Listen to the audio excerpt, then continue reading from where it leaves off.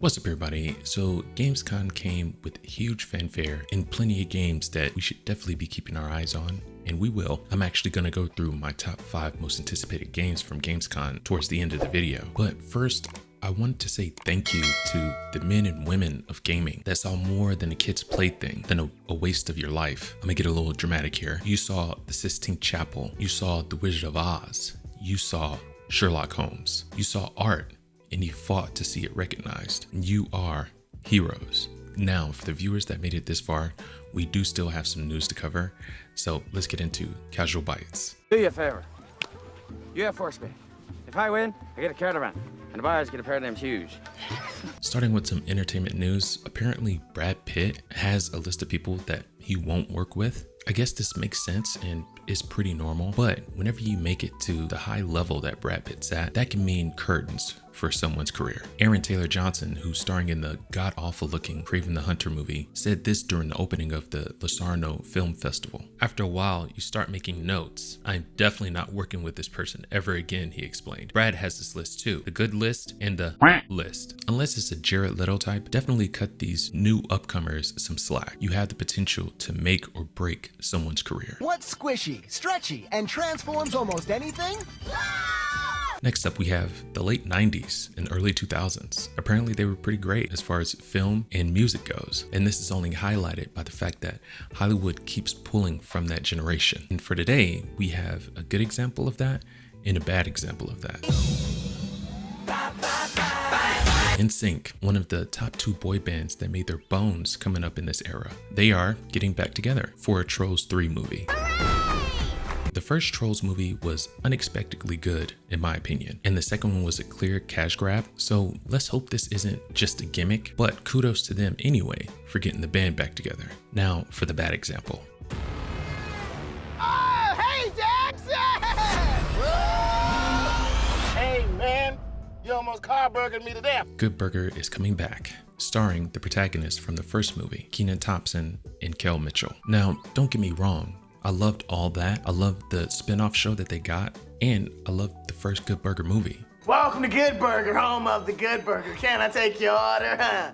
Check it, boys. But this is a very clear nostalgia play. And the worst part is, it feels like they didn't grow up with us. They're still working at Good Burger. It's like they're stuck in that pocket of time and can't escape. And that's more sad than anything. I don't know who's gonna watch this, but it's one of those things that should be kept in the past, to be enjoyed, but not to be expanded upon. Now, on to the gaming news. First and foremost, we say goodbye to an absolute legend in the gaming industry. And I'm gonna put all the cards on the table right now. I was more of a Sega kid growing up. I was never really a Nintendo guy, but even I was a fan of the iconic Mario character and the voice. And Charles Martinet, he has to be one of the most famous voices in gaming history. Starting back in '91, this is how he tells the story. I was catching them as I walked in, they were walking out, finished for the day. I said, can I read for this? And the guy looked at his watch and he goes, all right, come on in. You're an Italian plumber from Brooklyn, a character in a video game for Nintendo called Mario. And all of a sudden I hear action. I go, hello, I'm a Mario. Let's make a pizza pie together. Now, he's not completely separating from Nintendo. He's going to become an ambassador for the company, but it is still sad all the same. Godspeed, Mr. Martinet.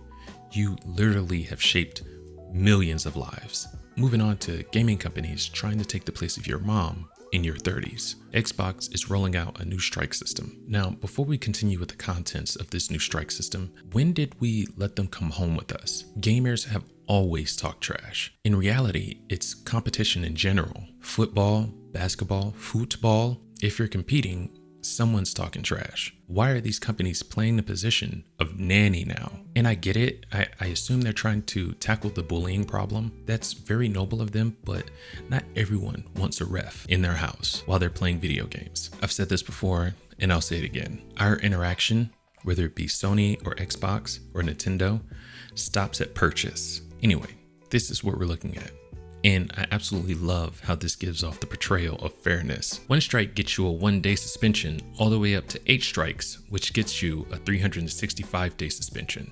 In reality, Xbox has no business trying to enforce something like this. Now, let's move on to what constitutes as a strike. Profanity is 1 strike. Cheating is 1 strike. Sexually inappropriateness, I guess, is 2 strikes. Harassment or bullying is 2 strikes. And hate speech, which is one of the most amalgamous terms ever, is 3 strikes. Is there no block feature on Xbox? No mute feature? It seems to me that this policy can be kicked back to the players. If you run into someone that you don't want to play with again, for whatever reason, block them, mute them. And we already have rules in place if it rises to the level of criminality. If they don't already have a feature like this in place, which I'm pretty sure they do, maybe they should develop it instead of playing babysitter. I'm so excited. Oh It's my a lot God. of work.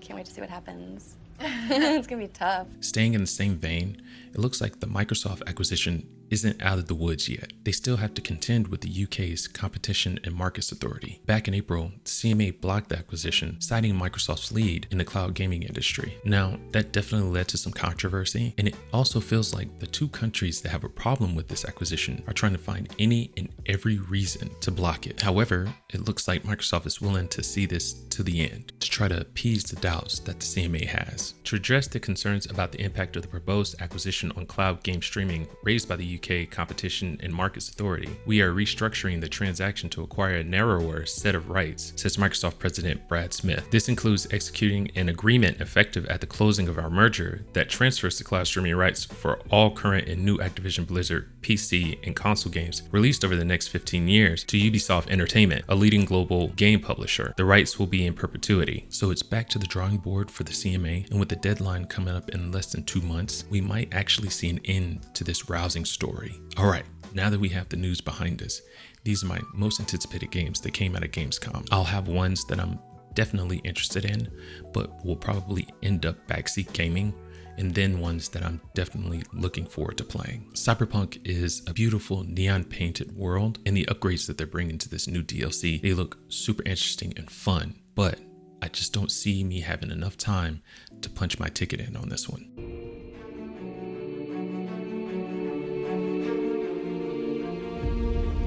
StarField has been one of the most anticipated games for almost 2 decades, with the most expansive and most ambitious open worlds gaming has ever seen. Along with that comes hundreds of hours of dedication that I don't see myself having, but I will be checking out playthroughs.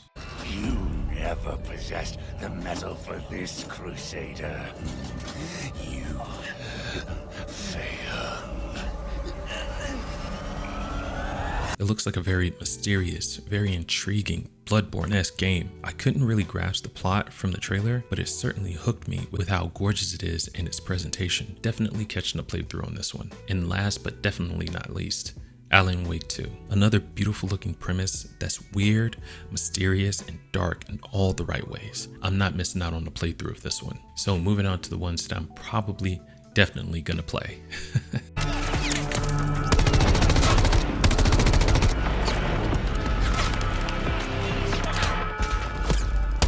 First, Modern Warfare 3. Everything about this title looks improved, from the graphics to the gameplay. I just don't feel like I can miss out on this one.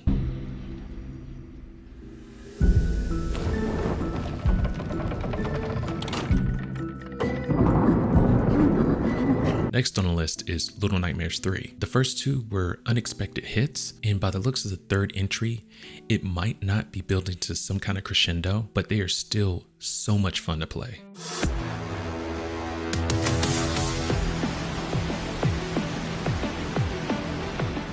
Tekken 8 is another one, and you can throw that on the pile of good things that came out of the 90s and early 2000s. I grew up playing this game, and I have to admit, I'm so glad that it's still around to this day. Sporting upgraded visuals, which isn't uncommon for this generation of console, but it looks like they've added on to the fighting mechanics. We have this to fill in the giant Tekken-sized hole that was left in us. I can fix that.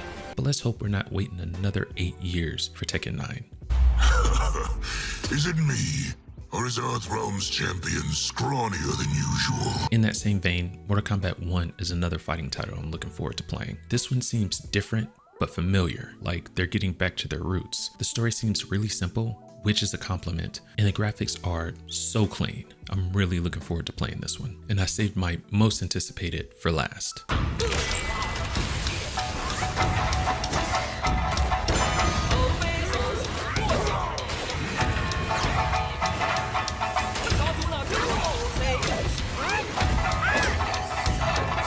Black Wukong exploded on the scene without any warning, and it blew the minds of every single gamer out there. It had flawless visuals, a variety of ways to fight and navigate that world, and the enemies were diverse, tough, and menacing. And the only thing it was missing was any information on where it came from or when it was going to be released. I mean, unless you spoke Chinese, because I want to say the words were all in Chinese. But now we pretty much have all of that. Thank you, Internet and Game Science. And I'm looking forward to having this title in hand day one of its release. And no pre-orders. We are a no pre-order household. But let me know what you think about all that in the comments. Also, let me know your most anticipated games coming out of Gamescom. Leave a like if you enjoyed the video, and don't forget to subscribe. I'll see you next Sunday. But until then, keep it casual. Peace.